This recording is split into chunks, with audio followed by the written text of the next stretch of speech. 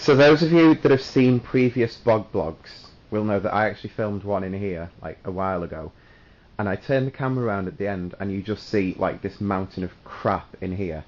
And although it's a mess, a lot of people will actually be able to tell that this has been like cleaned up and there is a lot more space in here now than what there used to be. So I shall tell you all about that and something which has really been pissing me off over the past couple of hours, days, weeks. Roll the titles.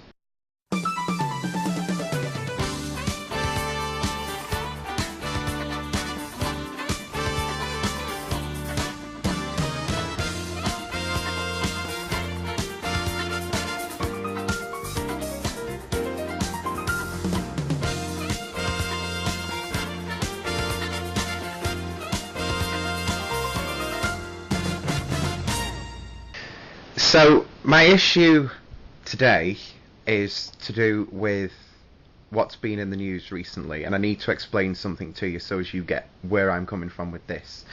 To tell you about the garage and this, we have been sorting through it now for the past couple of days. A lot of stuff has gone off to be put into like car boot sales, and you know, if it can be sold off, it's been sold off. If it's not, it's been getting binned. And I think we are going to try and like restore some sort of normality in here. I mean, we've still got the dartboard at the end, and you know, this room is really good because you can have, in our extra fridge out here, you can have it filled up with beers and bottles of wine and all that sort of stuff, and then just come out here, have a couple of drinks, a few game of darts, and just generally a good laugh. So the thing that's been pissing me off recently, for those of you that will understand, is that the news recently has been taking on a bit of a strange form. Normally, when a newspaper comes out, like a daily newspaper even, the stories that they've got featured in there, because obviously the printing and the delivery of the newspaper is that fast, they can have really up-to-date stories. And what's been happening recently is that even though the newspapers have been up to date and correct in what they've been saying, they haven't been able to keep up with the news, because this whole Rupert Murdoch thing, you know, it's just mental, the stuff that has been happening with that. And literally it has been, you know, breaking news 1 hour and then it'll die off a little bit, and then the next hour something new has come out and it kicks off all again.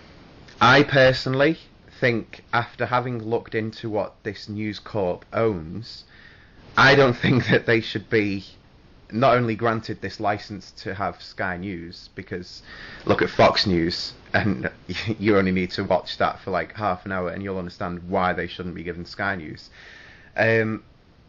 But, you know, they own the Sun newspaper, which after the incident had happened involving the Liverpool fans and the whole, like, them getting killed and, you know, all the stuff that's happened after that, the Sun newspaper put in basically blaming Liverpool for everything that happened at the match, you know, saying that basically it was their attitude and their actions which led to the deaths that happened at the football match. And so Liverpool kind of went on this rampage thing, and rightly so, because it wasn't the Liverpool fans' fault.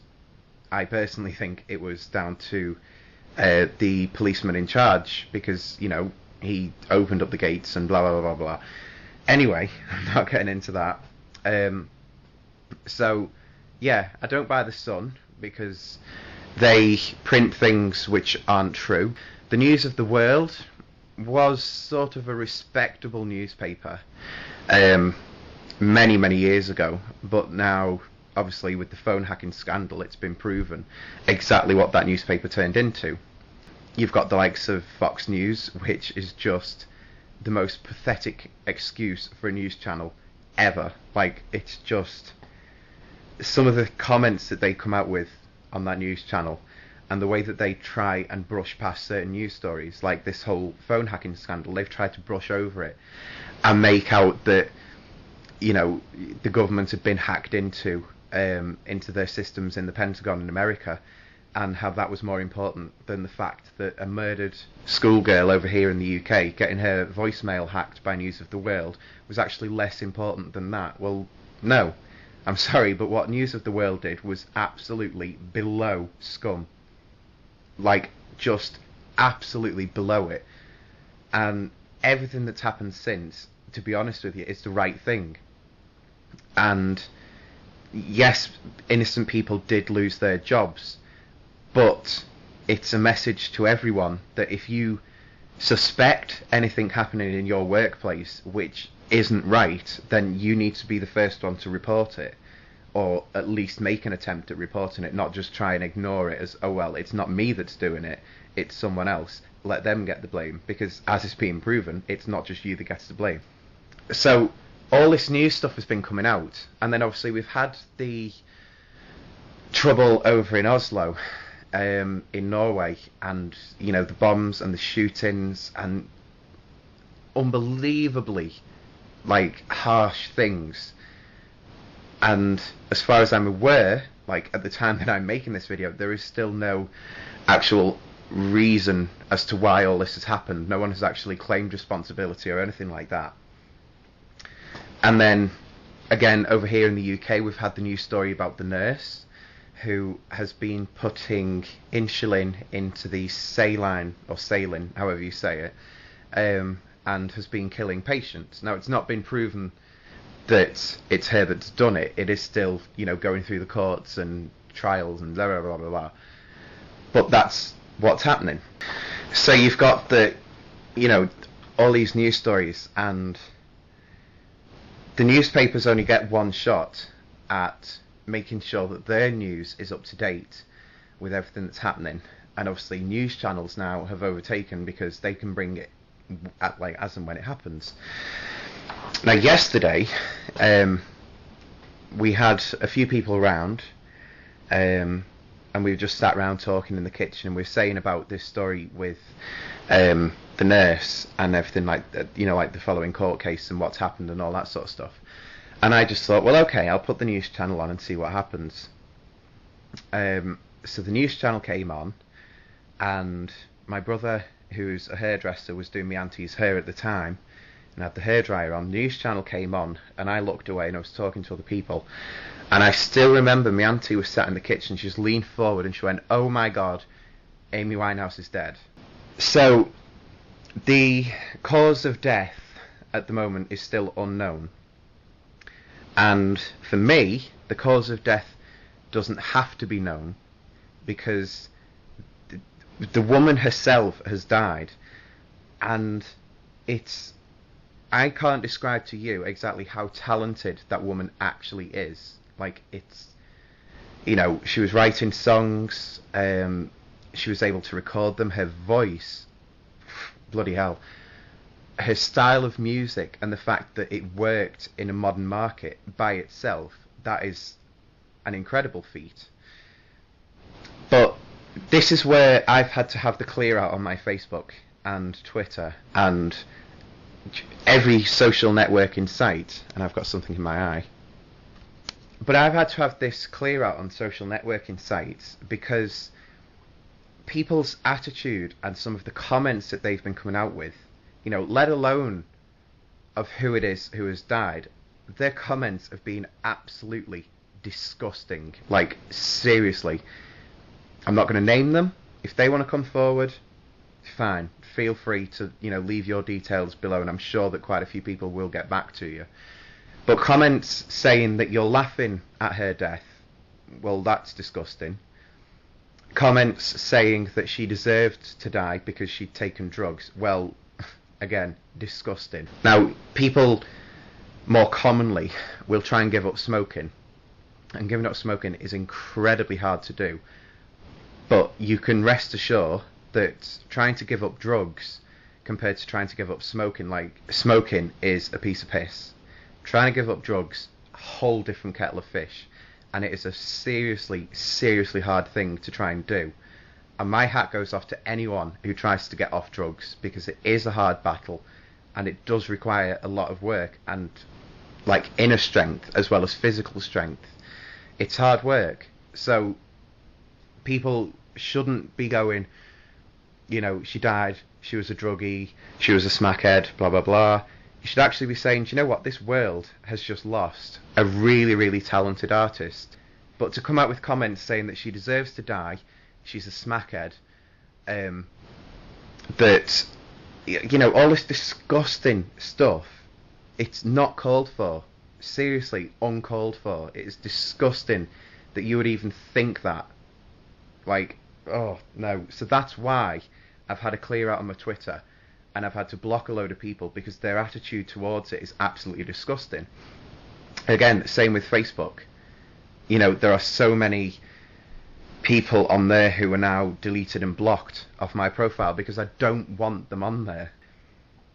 The other thing which happened, like on near enough every social networking site, is that people turned round and said, well, the news about her death actually isn't that important when you consider that all these people have died in Oslo, and, you know, you should think about that because Amy Winehouse is only one person. Granted, yes, she is only one person. Granted, what happened in Oslo is absolutely disgusting. Again, it's really bad news. But you've got to kind of understand that news carries on. News doesn't stop coming out. It doesn't stop happening. And Amy Winehouse has touched a lot more people with her music and her talent than the people who died in Oslo. And I'm not saying in any way that what happened in Oslo isn't bad, because yes, it is bad, and it shouldn't have happened, and blah blah blah. But you've got to understand, Amy Winehouse did touch a lot of people. She was a really, really talented woman, and she deserves to at least rest in peace and not have her name dragged through mud like so many people are actually trying to do.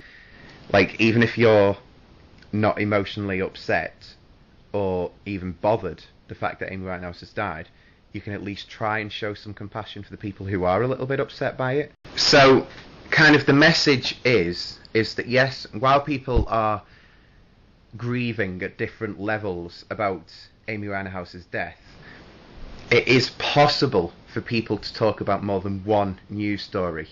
So, if I or someone else updates their status about Amy Winehouse and her death and anything that relates to that, don't think for a second that that means that we don't care about anything else that's in the news, or that we, you know, agree with what's happened in Oslo, because it isn't like that. I'm just, when I was updating my status and when I was tweeting, it was about what I was thinking, and I've already made tweets about Oslo and that sort of thing. And until something more happens on that story, there's nothing more I can actually say on what's happened in Oslo. So updating my status and tweeting about Amy Winehouse, well, that's more up-to-date news. It's explaining how I feel. It's my Twitter, it's my Facebook. I will do that. And yes, people do have the right to update their status.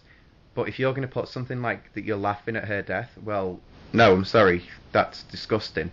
But there is a little bit of positivity in this, because the people who have shown complete disrespect and have put these vile comments out there, there is a little thing which I still believe in, and I've seen it happen, that is karma.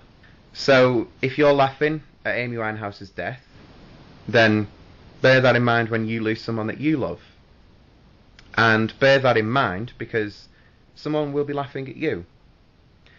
And, you know, if Amy Winehouse deserved to die because she was taking drugs, trust me, there is someone out there believing that you die because of something that you do or that you believe in.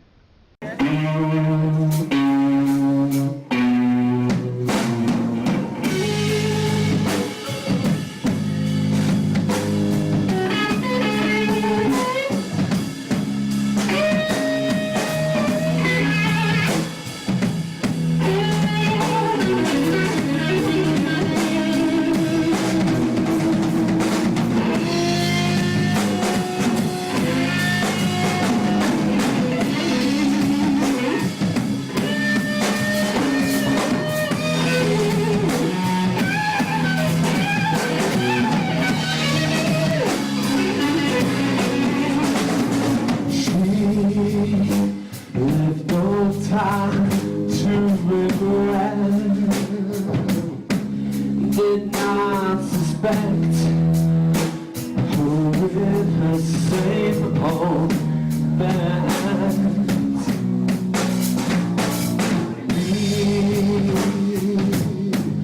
My hair held high without surprise, getting on without my guy.